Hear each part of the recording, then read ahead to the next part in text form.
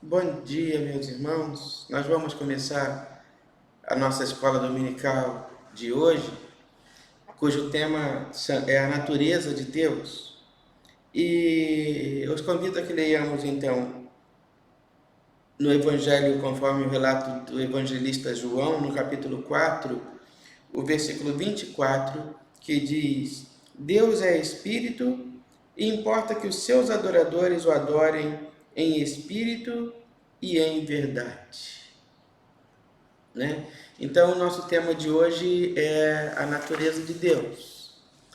Né? Então, a pergunta número 3 do breve catecismo é: qual é a coisa principal que as Escrituras nos ensinam? E a coisa principal, a resposta a esta pergunta é que a coisa principal que as Escrituras nos ensinam é que o homem deve crer acerca de Deus. E o dever que Deus requer do homem, né? E o que que Deus requer do homem? Que o homem creia nele. Quem é Deus? É a pergunta número 4, e a resposta a essa pergunta é: Deus é espírito, infinito, imutável, né? Quando nós falamos de um Deus infinito, nós estamos dizendo que Deus, ele é infinito para o passado e para o futuro. Ele sempre existiu, ele nunca foi criado. E ele sempre existirá, né? Então, Deus não teve começo e não terá fim. É muito difícil para nós, criaturas, seres humanos limitados, entender isso, né? Porque nós um dia nascemos e um dia morreremos. Ou seja, nós um dia começamos e um dia terminaremos. De maneira que é difícil para nós entender um Deus que nunca teve começo e nunca terá fim. Mas a palavra de Deus também nos diz que os pensamentos de Deus são muito mais profundos do que os nossos pensamentos, né? Deus não cabe na nossa compreensão humana. Nós somos limitados demais para entender quem é Deus de fato e como ele age. O ponto 1, meus irmãos, quem é Deus? E a definição a essa pergunta sobre quem é Deus é a que nós acabamos de fazer agora na leitura do texto do Evangelho a respeito da mulher samaritana, né? Do diálogo de Jesus com a mulher samaritana. E a resposta que Jesus oferece a ela: Deus é espírito. E o importante é que os seus adoradores o adorem em espírito e em verdade. Então, Deus é espírito, ele não tem corpo, né? Ele não tem corpo, assim como o Espírito Santo não tem corpo, né? Melhor maneira de compreender isso: Jesus precisou fazer-se homem, ele nasceu em forma corpórea, ele assumiu a forma humana para que ele pudesse, através do seu nascimento, para que ele pudesse então enfrentar a morte, a oposição e a ressurreição. O Espírito Santo, nós vamos ver em um momento do Evangelho em que ele assume a forma de pomba no momento do batismo de Jesus. Já em Atos dos Apóstolos, quando do seu derramamento, né, no dia do Pentecoste, ele assume a forma de línguas de fogo. Mas ele também era um vento impetuoso. Lá em Gênesis, ele é sopro na boca de Deus, que é soprado nas narinas do homem feito do barro, para que ele tenha o fôlego da vida. Então Deus não tem forma. Deus também é invisível, né? A palavra de Deus nos diz que Deus é invisível. É impossível ao homem ver a Deus. Essa é uma outra característica, né? De Deus. Agora, Deus é um espírito diferente dos anjos, diferente dos homens, né? Os anjos são espíritos mensageiros de Deus, né? Eles são espíritos mensageiros de Deus. Eles são aqueles a quem Deus encarrega de transmitir a sua mensagem, de dar o seu testemunho, de dar o seu recado, de transmitir a sua palavra àqueles que precisam dela ouvir. Então Deus é assim, diferente dos anjos. Deus também é um espírito diferente do espírito dos homens, né? Porque o espírito que habita o homem, né, é diferente do espírito de Deus. A respeito dos atributos de Deus, né, ou nós podemos chamar as perfeições de Deus, Deus é perfeito porque ele possui atributos perfeitos. Entre estes atributos perfeitos de Deus, nós destacamos a sua infinitude. Deus é infinito. Então, como eu disse no começo, Deus é eterno ou infinito para o passado e para o futuro. Ele sempre existiu, ele existe e sempre existirá. Não há fim em Deus. Não há um final em Deus. Não há um momento em que Deus para, em que Deus termina, em que Deus deixa de acontecer. Isso não existe. Deus é eterno para o passado, Deus é eterno para o futuro. Né? Deus é onipresente, onisciente e onipotente. Né? Esse também é um atributo de Deus. Né? Ou seja, ele é onipresente, ele está em todos os lugares. Né? Imagina, meus irmãos, que enquanto nós estamos aqui estudando a palavra de Deus, lá do outro lado do mundo, em algum país, alguém falando uma língua diferente da nossa, com perguntas diferentes da nossa, também está com a sua Bíblia na mão aberta, examinando a palavra de Deus, e o Deus que está presente conosco aqui agora, está presente com esse alguém lá também. Né? Deus é onipresente, ele está em todos os lugares. Né? Não existe um lugar onde Deus não esteja. Quando nós vemos no texto sagrado, vemos, por exemplo, a respeito de Jonas, que estava no ventre do grande peixe, lá no profundo do mar, e lá Jonas orou, e tendo orado lá dentro do ventre do peixe, lá no mais profundo do mar, lá Deus estava e ouviu a oração de Jonas.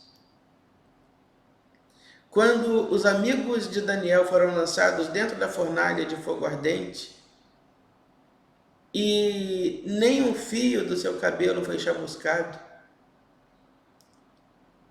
foi a presença de Deus ali com eles, dentro daquela grande fornalha, no meio daquele grande fogo, que garantiu a eles que nada neles seria consumido pelo fogo. A presença de Deus garantiu a eles a sua segurança. Daniel, quando foi lançado na cova dos leões, os leões não puderam ferir, porque Deus esteve lá com ele também. Então Deus é onipresente. Deus é onisciente. Ele sabe de todas as coisas. Jesus, que é Deus, com o Pai e o Espírito Santo, em alguns momentos nós vamos ver no Evangelho a afirmativa do evangelista: e conhecendo-lhes os pensamentos, ou seja, Jesus sabia do que aqueles homens estavam pensando, no que aqueles homens estavam pensando. Jesus sabia exatamente o que ia na cabeça daqueles homens.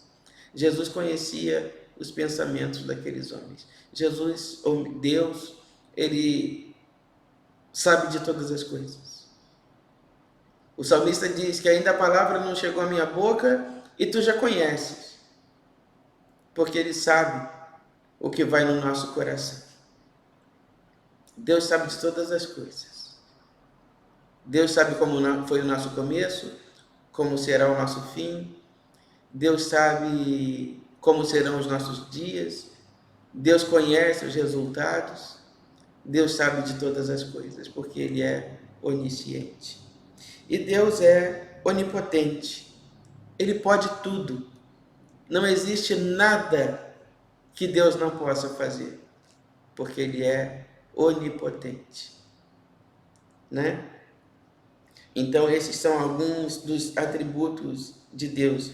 Deus também é imutável. Ele é o mesmo hoje, o mesmo que Ele foi ontem e será o mesmo amanhã.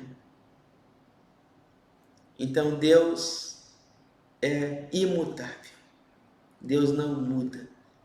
Ele foi, Ele é e Ele será. Sempre o mesmo Deus. Deus, então, meus irmãos, é o único que pode dizer e responder como respondeu ao seu servo Moisés, quando perguntou, né, qual é o seu nome? A quem eu anunciarei quando for falar com o profeta, né? E Deus responde então a Moisés: eu sou o que sou. Diga a eles que eu sou, me enviou até eles. E eu sou o quê? Tudo. De maneira que eu não posso dizer Deus é bom, Deus é paz, Deus é justiça, porque cada vez que eu digo uma dessas afirmativas, eu estou, não que ele não seja, mas eu estou limitando Deus a uma definição. E Deus não pode ser definido em uma palavra. Deus não pode ser definido em uma frase, em um sentimento, em um algo apenas. Deus é muito maior, Deus não cabe na nossa compreensão.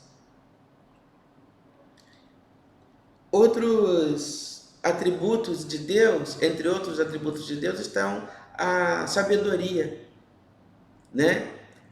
Sabedoria, meus irmãos, é diferente de conhecimento. Existem pessoas que têm conhecimento, mas não têm sabedoria. A sabedoria é o bom uso do conhecimento, né? E nós vamos ver a sabedoria de Deus nas obras da criação, em tudo aquilo que Ele criou, na providência, na redenção, ou seja, tudo que Deus fez foi perfeito. Por quê? Porque Ele é sábio. Ele é sábio em tudo aquilo que Ele faz. E é justamente porque Deus é sábio que tudo que Ele faz é perfeito, né? Então essa sabedoria de Deus, ela está presente nas obras da criação, na providência de Deus, na redenção que Ele construiu. Deus é poder, né? E na criação de Deus também nós podemos ver o seu poder. Ele apenas com uma ordem. Ele apenas ordenou e o mundo se fez. Ele apenas ordenou e o mundo foi criado. Os mares, a porção de terra seca, as plantas, as aves, os animais, sejam eles marinhos, terrestres. Tudo isso são efeitos do poder de Deus. Um outro atributo de Deus é a sua santidade, né? Ser santo, meus irmãos, significa ser separado, né? O Senhor é alguém separado, distinto, diferente de todas as outras coisas. Ele é separado de tudo mais. Ele é santo, entre outras coisas, né? Deus é santo. Ele se distingue de tudo à sua volta. Nele está contida esta perfeição que aponta para a sua santidade. Deus é justo. Deus é justo, né? E nele não há injustiça. Lembrando, e é muito importante nós entendermos que lei e justiça são duas coisas diferentes. Nem tudo que é legal é justo. E nem tudo que é justo é legal. Então Deus, ele está acima da lei. Ele está acima do bem, porque nele, e tão somente nele, habita a justiça. Deus é justo. Apenas ele é justo. Apenas nele habita a justiça. Deus é bom. Além de ser justo, ele é bom, né? A nossa dificuldade de compreender muitas vezes é que, sendo bom, que ele também seja justo, né? Mas ele é justo, mas também é bom, né? E para com os miseráveis, ele é misericordioso, né? E ele é longânimo, ele retarda na sua justiça o castigo dos maus. Nós vamos ver isso ao longo de todo o Velho Testamento e de toda a palavra, né? Deus não tem prazer na morte do ímpio. Deus está sempre disposto, na sua longanimidade, a oferecer uma segunda chance, uma nova oportunidade. Ele tem interesse em que as coisas deem, desculpe, em que as coisas deem certo, em que as pessoas deem certo, em que tudo funcione da maneira que agrada a Ele, né? Deus concede a sua graça, e a graça de Deus, o favor imerecido, aquilo que Ele nos dá, que pode ser comum ou salvadora, Ele também concede àqueles que nada fizeram por merecer. Por isso é graça. Por isso é graça. E a respeito da graça de Deus, meus irmãos, é importante entender isso. Existe a graça comum e a graça salvadora. A graça salvadora é a graça que, por intermédio de Jesus e do seu sacrifício, através da qual Deus nos salva e nos reconcilia com Ele. A graça comum é o favor de Deus por todos. Quando nós plantamos e o fruto, e a terra faz o fruto germinar, é uma ação da graça de Deus. Quando Deus manda chuva sobre a nossa lavoura, é uma ação da graça de Deus. Quando nós temos saúde para trabalhar, é uma ação da graça de Deus. Em tudo isso nós vemos ações da graça de Deus, mesmo sobre aqueles que não reconhecem ser Jesus o Salvador e não admitem a dependência que possuem dele.